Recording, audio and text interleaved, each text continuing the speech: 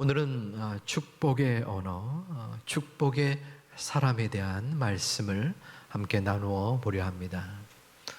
본문 38절에서 에서는 분노를 드러냅니다. 아버지한테 말합니다. 아버지요, 아버지가 빌 복이 이 정도, 이 하나밖에 되지 않습니까? 아버지, 나에게 제발 축복해 주세요. 소리를 높여 울부짖는 모습이 나타납니다. 무슨 일이 벌어진 것일까요? 에서는 동생 야곱으로부터 축복을 도둑맞았습니다. 형이 아버지를 위하여 사냥을 떠나자 어머니와 동생 야곱은 속입니다. 아버지를 속입니다. 물론 형도 속인 셈입니다. 몸에 털이 없는 야곱에게 털옷을 입혀서 아버지에게로 가서 아버지, 장자의 축복을 내려주옵소서. 아버지 이삭은 눈이 보이지 않았습니다. 목소리가 이상했지만 몸을 만져보자 털이 있었고 곧이어 28절에서 장자의 축복을 빕니다. 만민이 너를 섬기고 열국이 내게 굴복하리니 내가 형제들의 주가 되고 내 어머니의 아들들이 내게 굴복하며 너를 저주하는 자는 저주를 받고 너를 축복하는 자는 복을 받기를 원하노라. 자, 모든 축복의 의식이 마친 후 에서가 집으로 돌아왔습니다. 그런데 일이 끝난 것입니다. 에서는 41절에서 너무나 화가 나서 야곱을 죽이려고 합니다. 여러분, 이 에서의 심정이 이해가 되어지십니까? 누구를 죽이고 싶은 정도의 분노가 끓어오른 적이 혹시 있으십니까? 우리는 살아가면서 누구나 화가 납니다. 분노를 일으킵니다. 하지만 상황에 따라서 그 분노의 정도가 다릅니다. 예를 들어서 많은 버스를 탔는데 누군가 내 발을 질끈 밟습니다. 화가 나죠. 하지만 일시적인 욱하는 정도일 것입니다. 하지만 누군가 가만히 있는 나의 가족, 길을 가는 가족을 발로 차고 짓누르고 쓰러뜨려 기절케 만들었다면, 더구나 몹쓸 짓을 했다면 그 사람에게 죽이고 싶을 만큼의 분노가 일어날 수 있을 듯합니다. 에서가 지금 동생에게 죽을 것 같은 그런 분노를 일으켰다는 건 그만큼 지금의 이 상황이 너무나 중요하기 때문일 것입니다. 에서에게 이 아버지의 축복은 자신의 미래를 좌지우지하는 열쇠가 되는 것이며, 그 열쇠를 풀었을 때에 자신의 앞날의 형통함이 생길 것이라는 것을 알고 있었습니다. 그런데 그 열쇠가 사라진 것입니다. 야곱의 후 세대들을 추적해 보면 야곱과 그 족속들은 숫자적으로도 그 후손들이 큰 무리를 이루었고 큰 재물과 건강을 누렸으며 또한 질병도 앓지 않았습니다. 하지만 에서와 그 족속들은 자손적으로부터 자손도 번성하지 못했고 또 건강과 부유함도 부족했으며 주변의 적들이 그들을 자주 침범했었습니다. 현대의 가정들도 비슷한 모습을 보입니다. 부모의 축복을 받은 자녀들은 형통한 삶을 사는 것을 볼 수 있으며, 반대로 부모의 축복을 받지 못하는 자녀들은 험하고 힘겨운 삶을 살아가게 됩니다. 이러한 현상이 왜 벌어지는 것일까요? 그것은 하나님께서 이 축복에 특별한 능력을 주셨기 때문입니다. 축복은 하나님께서 그 자녀에게 하나님의 메시지를 전하는 것입니다. 부모는 자녀를 축복하는 하나님의 대리자입니다. 대리자로서 하나님의 축복을 전하는 것이지요. 즉, 축복은 부모가 하나님의 마음을 가지고 하나님의 음성을 자녀에게 전하는 것이라 할 수 있습니다. 어떠한 메시지일까요? 야, 힘들지. 네가 이번에 시험에 떨어져서 너무 마음이 어려울 줄 안다.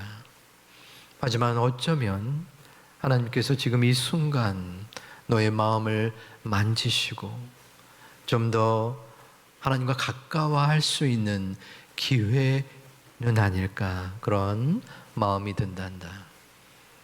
힘든 가운데서라도 너를 위해서 기도한다. 이러한 하나님의 메시지를 들은 자녀의 심경은 어떠할까요? 반대로 우리 부모들이 하나님의 메시지가 아니라 사단의 메시지를 전할 수 있습니다. 아니, 왜 이렇게밖에 못하느냐? 도대체 너는 왜 부모의 말을 안 듣고 자기 멋대로 행하냐? 너에게 드린 시간과 물질이 아깝다, 아까워. 조금 심한 말처럼 들립니까? 우리 주변에 이러한 메시지를 전하는 가정이 종종 있습니다.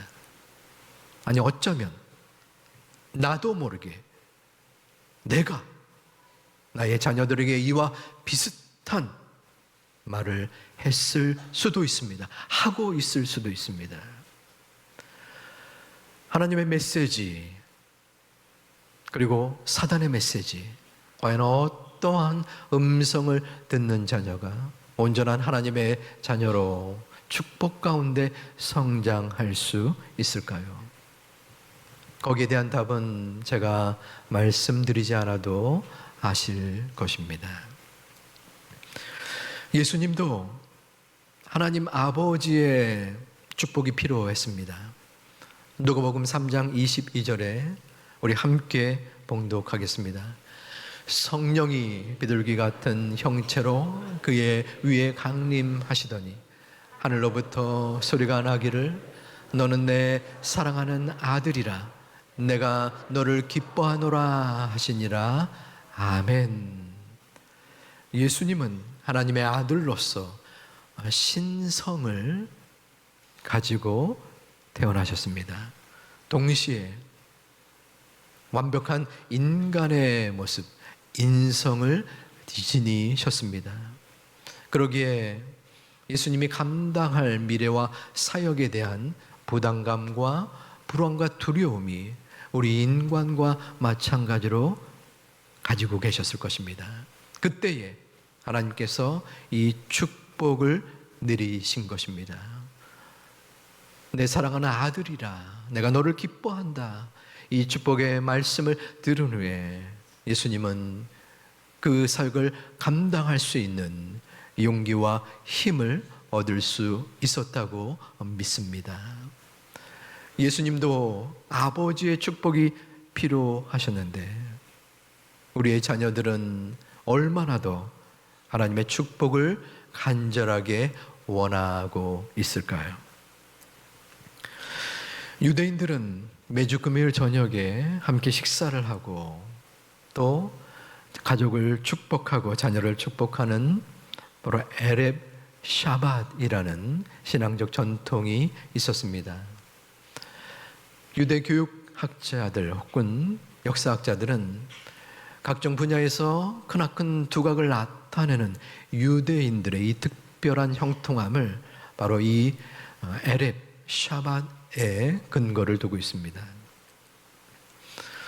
그들은 함께 모여서 특히 아버지가 자녀들 한 명 한 명에게 축복을 합니다. 하나님의 메시지를 그들의 마음과 생각에 심어주는 것입니다. 저는 개인적으로 유대의 전통이나 교육의 방식을 무조건적으로 선호하지는 않습니다.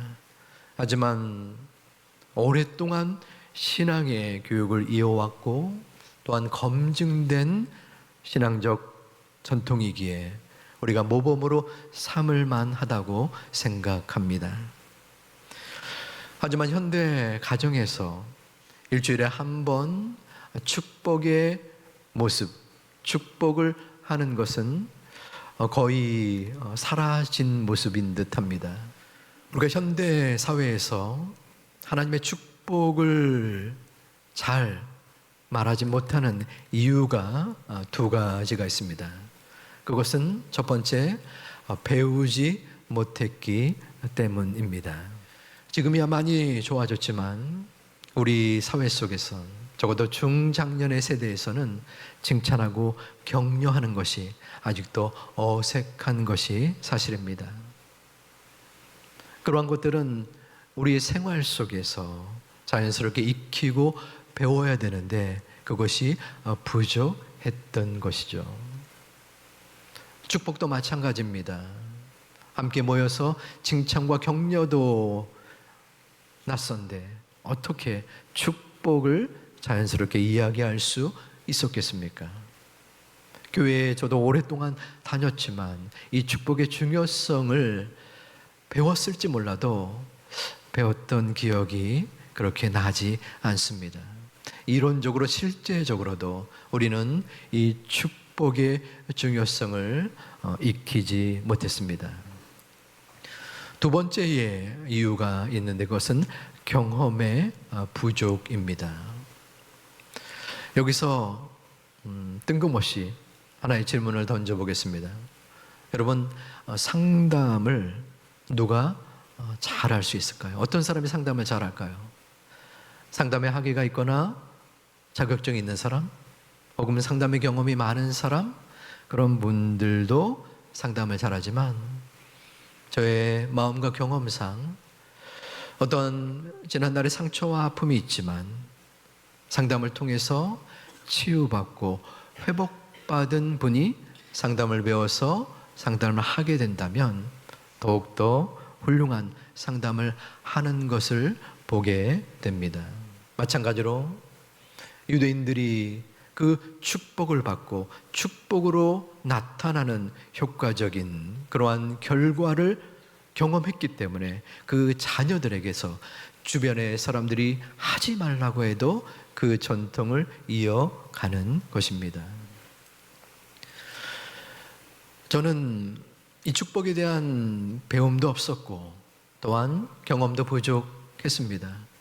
저희 아버지는 제가 어렸을 때 교회를 다니지 않았고 엄하였기 때문에 축복은 고사하고 칭찬도 제대로 듣지 못했었죠.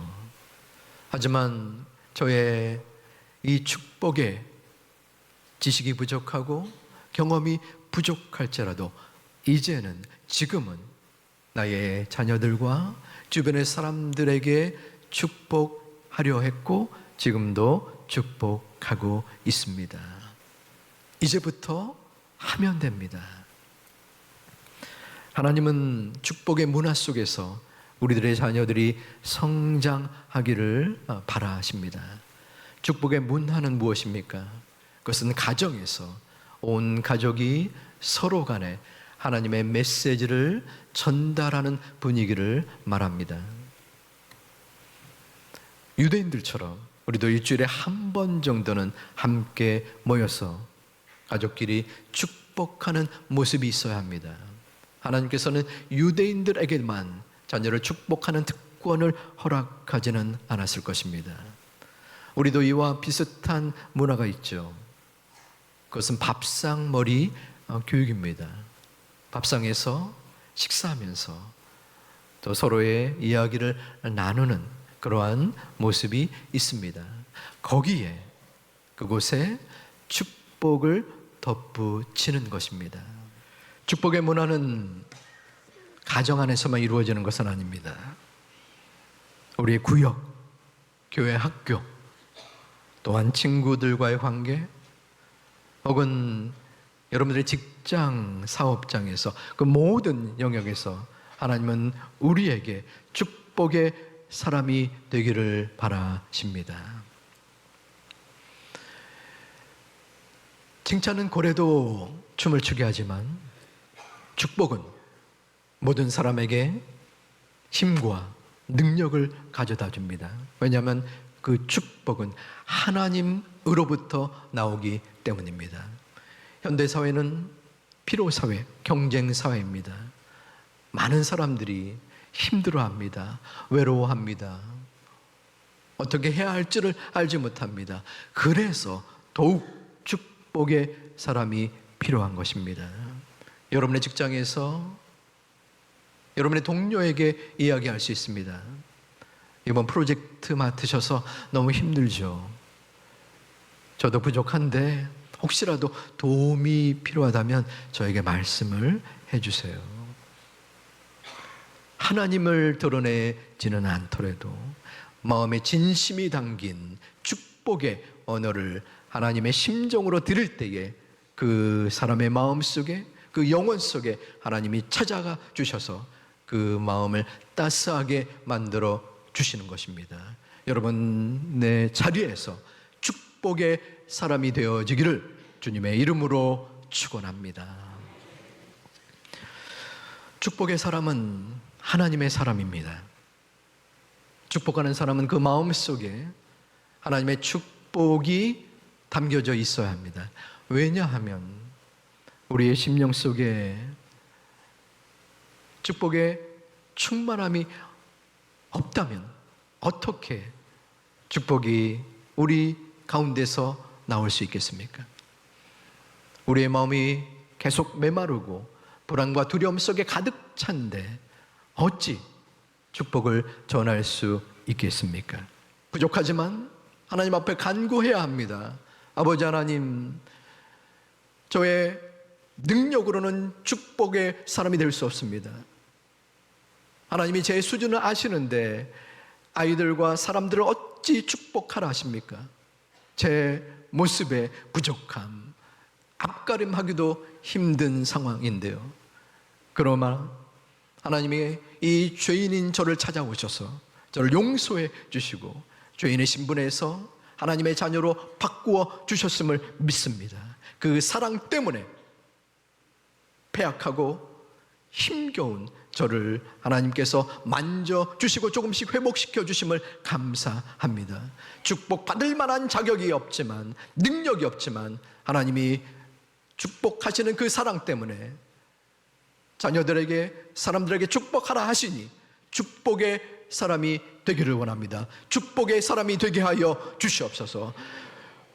완전하고 충분한 축복의 사람이 아니라 오직 하나님의 은혜로 부족하지만, 불충하지만 조금이라도 축복의 통로가 되게 하여 주시옵소서. 이 기도가 저와 여러분의 간구가 되기를 주님의 이름으로 축원합니다. 행복한 가정이 되기 위하여 우리는 어떠한 모습과 노력을 해야 할까요? 행복한 가정은 그 가정의 구성원들, 부모가 자녀에게, 자녀가 부모에게, 그리고 배우자들 가운데 함께 축복하는 모습이 바로 행복한 가정입니다. 하나님이 원하시는 가정입니다. 그러면 여기에는 세 가지의 단계가 있습니다. 첫 번째는 시간을 마련하는 것입니다. 온 가족이 함께 식사하는 시간, 혹은 예배하는 시간, 혹은 밤늦게 모일 때는 다과를 갖는 시간. 그래서 그 시간을 지키는 것입니다. 일주일에 한 번입니다. 물론 이것도 쉽지 않은 가정도 있겠죠. 제가 아는 어떤 가정은 어려서부터 아이들에게 일주일에 한 날 저녁을 고기 파티를 했습니다. 아이들이 좋아하니까 또 맛있게 땀 흘려서 정성으로 고기 파티를 하고, 그리고 나서 그 식사 후에 예배를 하고 또한 대화의 시간을 마련했습니다. 이제는 성인이 된 자녀들이지만 아직까지도 그 시간을 기억하고 기다리는 모습을 얘기를 들으면서 참 귀하게 자녀들을 양육했다라는 생각을 하게 됩니다. 모이는 것이 중요합니다. 서로 간에 대화를 나누면서 적절한 시간을 마련하는 것입니다. 두 번째의 단계가 있는데, 식사가 마친 후에는 회개하고 축복하는 시간을 갖는 것입니다. 여기서 회개라는 것은 내가 죽을 죄를 졌습니다, 이것은 아닙니다. 축복을 받는 사람의 얼굴을 서로 보게 될 때에 그들의 마음속에 어둠이 있다면, 상처가 있다면 축복을 받을 수 없습니다. 다시 말하면 가족 간에 서로 잘못한 것이 있다면 잘못을 고백하는 시간이 필요하다는 것입니다. 여기에는 서로 간의 대화의 중요성이 발생됩니다. 무조건적으로 윽박지르거나 교훈적인 분위기가 아닙니다. 이야기를 듣고 또한 상처를 나누고 위로하고 격려하고 칭찬하는 모습이 이 가운데 있어야 합니다. 마지막 세 번째는 한 명 한 명에게 축복을 비는 것입니다. 하나님의 메시지를 전하는 것입니다. 이때에 뭔가 엄청난 축복의 메시지를 전해야 되지 않는가 하는 마음의 부담감이 있을 수 있습니다. 그럴 필요는 없습니다. 아주 간단해도 좋습니다. 야, 힘들지? 어렵지? 내가 기도할게. 힘내라. 이것마저도 부담된다면 굳이 말하지 않아도 좋습니다. 따스한 모습으로 바라보거나 어깨를 두들겨 주거나 혹은 가만히 손을 잡아도 좋습니다. 함께 시간을 정하고 또한 서로의 잘못을 고백하고 이야기를 나눈 후 한 명 한 명을 축복하는 시간. 제가 일일이 검사할 수 없지만 여러분 마음속에 일주일에 한 번 시간을 갖는 여러분 되시기를 주님의 이름으로 축복합니다. 사랑하는 제2 가족 여러분, 하나님께서는 여러분을 한 분 한 분 사랑하시고 여러분을 축복의 사람으로 세워 주셨습니다. 그 축복의 사람 된 우리가 어떠한 능력이 있고 신앙적 역량이 뛰어나고 내가 오랫동안 교회를 섬기고 또한 사람들을 잘 돌보았기 때문에 하나님이 우리를 택한 것입니까? 그런 것이 아닙니다. 우리의 비천함과 우리의 불충함과 부족함과 연약함 속에서도 하나님은 우리를 축복의 사람으로 세우시고 이끌어 주신 것입니다. 그 축복의 마음을 가지고 우리는 가족들에게, 사람들에게 다가서는 것입니다. 그리하여 그 축복을 받은 가족과 사람들이 하나님의 마음을 느끼고 하나님의 음성을 듣고 어려움 속에서 회복이 되어지고 힘겨움 속에서 하나님을 만날 때 그것이 바로 하나님이 우리를 향한 축복의 증거가 되는 것입니다. 저도 부족하지만 내 자녀를 인도하여 주소서. 내 손주 아버지 하나님 이끌어 주세요. 저들을 축복해 주시고 저들을 만져주시고 저들을 돌이켜 주시옵소서. 우리가 드려지는, 우리가 바치는 하나님의 축복이 그들을 살리고 그들을 일으키고 그들을 움직여 세워 줄 것입니다. 하나님의 함께 하심이 우리 가운데 있고 그들 가운데 임하기 때문입니다. 우리의 모든 마음과 정성을 모아 나의 힘과 나의 의지가 아니라 오직 하나님의 은혜로, 하나님의 은총으로 하나님이 주시는 힘과 능력을 가지고 나아갈 수 있는 여러분과 그 축복을 받는 주변의 모든 가족, 친지들 되시기를 주님의 이름으로 축원합니다.